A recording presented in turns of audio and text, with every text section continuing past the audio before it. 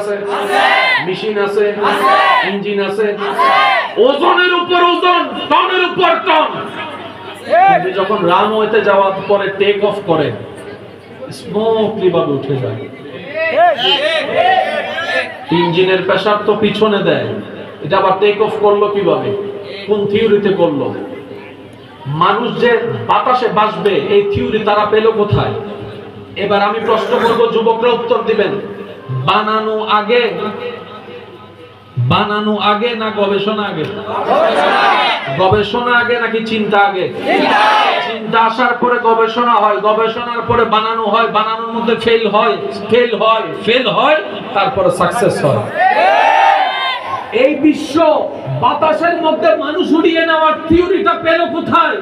মাইকের আওয়াজ যতদূর যাচ্ছে শ্রদ্ধার সাথে বলি, জেনে রাখবেন, মনে রাখবেন, পৃথিবীর বুকে বাতাসের উপর উড়ার এই থিওরিটা বিজ্ঞানীরা যেখান থেকে আবিষ্কার করুক না কেন, সর্বপ্রথম সেটা রব্বুল আলামিন সুলাইমান নবীর মাধ্যমে দেখিয়ে দিয়েছেন।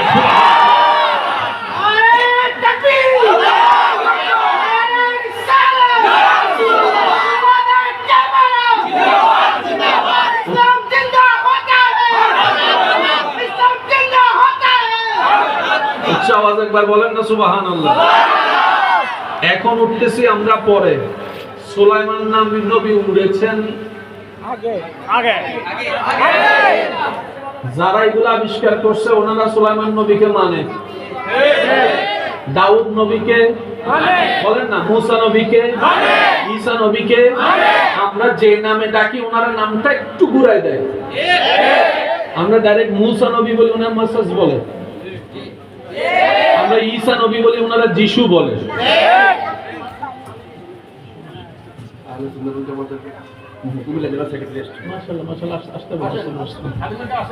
একটু দরুদ শরীফ পড়েন। আল্লাহুম্মা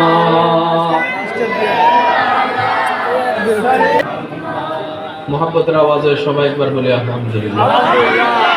সময়ের সাথে সাথে আমন্ত্রিত মেহমানগণ মঞ্চের মধ্যে উপস্থিত হচ্ছেন, সবাইকে মোবারকবাদ জানাচ্ছি। আল্লাহ সবার হাজিরিকে কবুল করুন।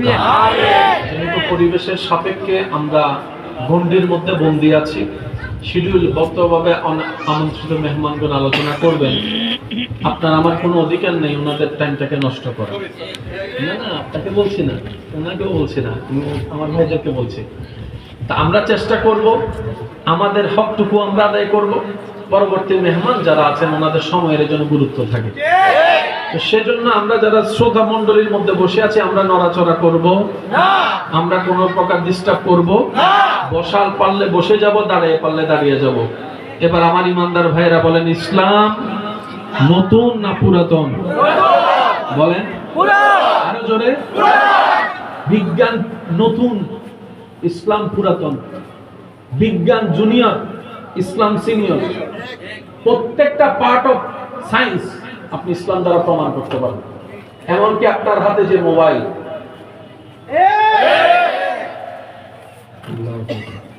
আমরা প্যাচটা লাগাইছি কোথায় জানেন? আমরা ইসলামটাকে হুজুর দ্বারা গণ্ডিতে বন্দি করে ফেলছি। আপনি ডাক্তার হতে চান, সায়েন্স পড়ো। আলেম হতে চাও, মাদ্রাসায় পড়ো। দুইটাকে আমরা, আমি কেন বলবো, আপনারা বলেন না, দুইটাকে ডাক্তারি হিস্ট্রির মধ্যে একটা নাম বারবার দেখা যায়, ইবনে সিনা। আমার যুবক ভাইদেরকে অনুরোধ করে বলবো, ডাক্তারি যারা পড়ছেন ইবনে সিনাকে একটু গবেষণা করেন। বীজগণিতের সূত্র আবিষ্কারককে নামটা একটু পড়ে দেখেন। রসায়নের মধ্যে কার কার অবদান আছে নামগুলো একটু পড়ে দেখবেন। ইমাম গাজ্জালিকে একটু গবেষণা করে দেখবেন। আল্লামা রুমি কাকে বলে একটু গবেষণা করে দেখবেন। এই সারা পৃথিবীতে যত সেক্টর আছে প্রত্যেকটা সেক্টরে ইমানদার মুসলমানদের অবদান আছে। কথা বলেন ঠিক কি না? বিশ্ব সেটাকে কৌশল করে সেট করে দিয়েছে, আমরাও তাদের ফাঁদে পা দিয়ে দিয়েছি। একটু জোরে বলেন ঠিক কি না?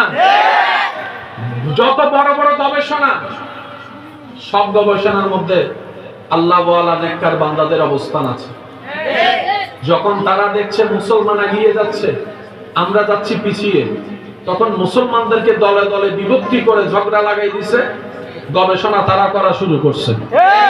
একটু জোরে বলেন না রে ভাই। আমরাও বোকার মতো তাদের জালের মধ্যে পা দিয়ে আমরা আটকে গেছি। আপনি যদি এক বাক্সের মধ্যে কালো পিঁপড়া লাল পিঁপড়া রাখেন, দেখবেন তাদের মধ্যে কোনো ঝগড়া হবে না। বাহির থেকে আপনি যদি একটু ঝাঁকাই দেন, তারা তারা মারামারি করে সবাইকে মেরে ফেলবে একজন আরেকজনকে। তো ঝগড়াটা লাগাই দিল কে? বাহিরের তৃতীয় পক্ষ। কিন্তু কালো পিঁপড়া মনে করছে লাল পিঁপড়া হামলা করছে, লাল পিঁপড়া মনে করছে কালো পিঁপড়া হামলা করছে, তারা তারা মারা গেছে। মাঝখানে ওই তৃতীয় ব্যক্তি বাইরে বসে বসে হাসতেছে। আমাদের দুর্ভাগ্য অবস্থা হয়েছে এরকম। শর্টকাটভাবে একটা কথা বলি, তাহলে আপনারা সবকিছু বুঝতে পারবেন। দোষ আমাদের, আত্মসমালোচনায় উন্নতির পথ খুলে। সেজন্য আগে নিজের সমালোচনা করতে হবে। কথা বলেন ঠিক কিনা? বর্তমান বিশ্বে টিকার জন্য মার্কেটিং, বাজারে প্রোডাক্টের দরকার, বলেন না রে ভাই?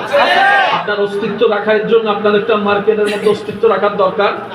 এবার আমি শুধু বলবো, আপনারা শুধু শুনে শুনে বলবেন আমাদের না তাদের, সেটা আপনারা বলবেন। আইফোন আমি বলবো, আইফোন, স্যামসাং, অপ্পো, তারপরে বিমান, Boeing, helicopter, rocket, NASA, satellite, আমাদের কি? আমরা আছি অন্যের দোষ ধরা।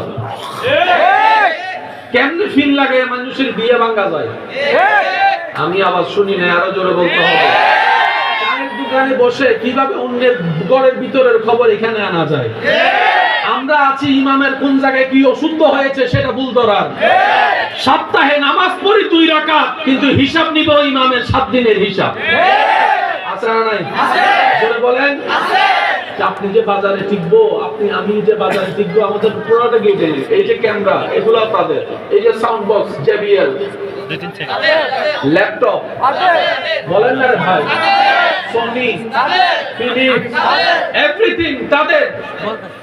অথচ এগুলো হওয়া দরকার ছিল আমাদের। আফসোস, আফসোস আমাদের। সেজন্য আমার যুব সমাজের ভাইদেরকে বলবো, আপনি বলবেন ভাই আমি একা কি করবো? আমি বলবো ভাই আপনি মঞ্চটা করবেন না। প্রথমেই বলেছি নিরাশা ওয়ালা রব পছন্দ করে না। সেজন্য আল্লাহ কোরআনের মধ্যে বলেছেন লা তাকনাতু মির রাহমাতিল্লাহ, হে আমার বান্দাগণ কখনোই আমি রবের রহমত থেকে নিরাশ হইও না। আব্বু কথা বলেন না প্লিজ, শব্দটা একটু খেয়াল করবেন। কখনোই, নর পরের সই। বাংলা গ্রামার যারা জানে তারা ভালোই বুঝতে পারবে আমার চাইতে। কখনো আর কখনোইর মধ্যে আসমান জমিন পার্থক্য। আল্লাহ পাক বলে লা তাকনাতু, লা তাকনাতু, কখনোই নিরাশ হইও না মির রাহমাতিল্লাহ, হে আমার বান্দাগণ আমি রবের রহমত থেকে কখনোই নিরাশ হইও না। অর্থ কি দাঁড়ালো?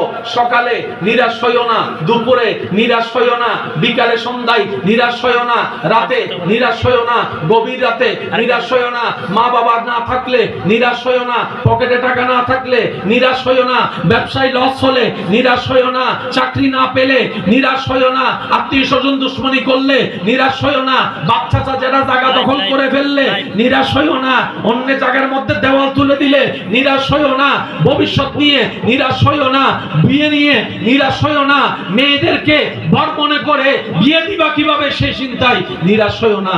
আমি আল্লাহ আছি তো, আমি আল্লাহ আছি তো, আমি আল্লাহ আছি তো, আমি আল্লাহ আছি তো তুই মনের মধ্যে